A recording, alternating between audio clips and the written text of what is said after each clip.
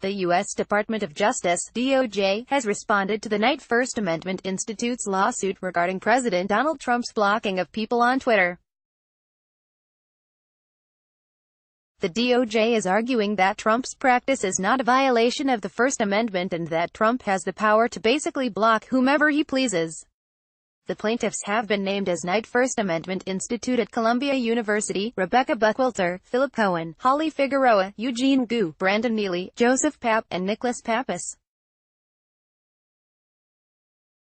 All of the individuals named were at one point blocked by the president. DOJ said it would be appealing U.S.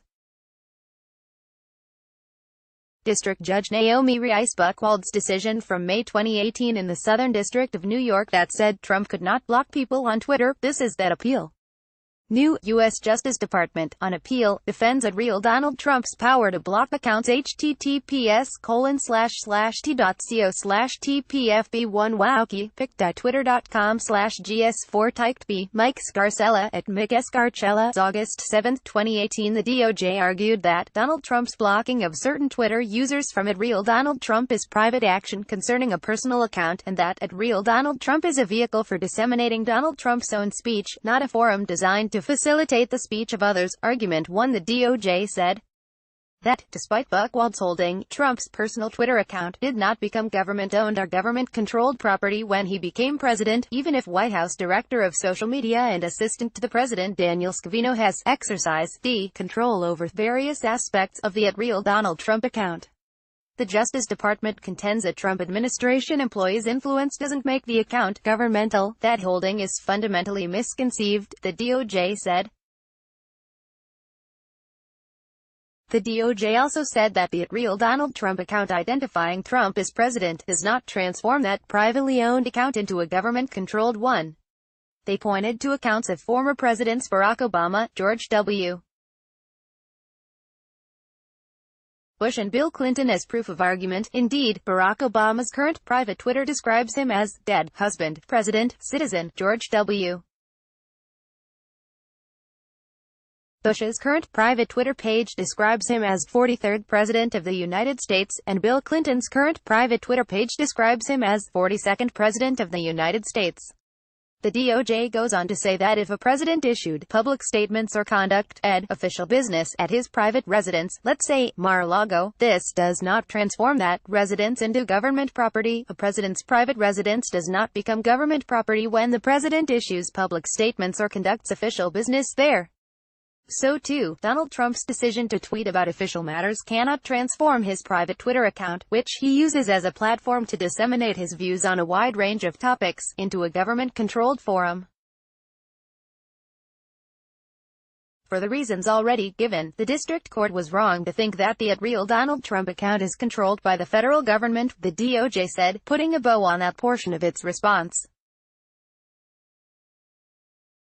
Argument 2. The second major argument in the appeal is that Twitter is not a public forum and therefore there is no First Amendment violation. The DOJ called this fundamentally misconceived premise that @RealDonaldTrump Trump is a forum intended to facilitate the private expression of others. Rather, they say it is Trump's vehicle to disseminate his personal speech.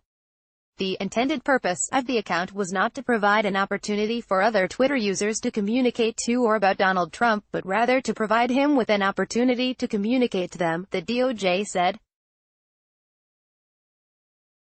When one individual replies to another in the physical world, no one would think the ability to reply is itself a forum, the appeal says. The only material impact that blocking has on the individual plaintiff's ability to express themselves on Twitter is that it prevents them from speaking directly to Donald Trump by replying to his tweets on the @RealDonaldTrump Trump webpage. The DOJ said that's not a First Amendment violation because the U.S. Supreme Court has made clear a person's right to speak is not infringed when the government simply ignores that person while listening to others. The argument ended with an analogy that says a president declining to hear a person at an auditorium who has made hostile remarks is not something anyone would seriously suggest amounts to stripping that person of their First Amendment right. By way of physical analogy, suppose that a president gives a speech before a large audience in an auditorium, and then entertains questions and comments from the audience after his remarks. he chooses to pass over one member of the audience who has previously made hostile remarks. While the passed-over member remains free to say whatever he wants outside the auditorium, the president's decision not to hear from him effectively denies the individual the opportunity to be heard by the president's large audience within. Yet no one would seriously suggest that the audience member's constitutional rights have been violated or that the First Amendment obligates the president to call on him. The First Amendment entitles him to speak. It does not entitle him to borrow the president's audience for his remarks. And again, this is especially true if the auditorium is the president's personal property, over which he retains a private, not governmental, right to exclude. Image via Alex Wong, Getty Images.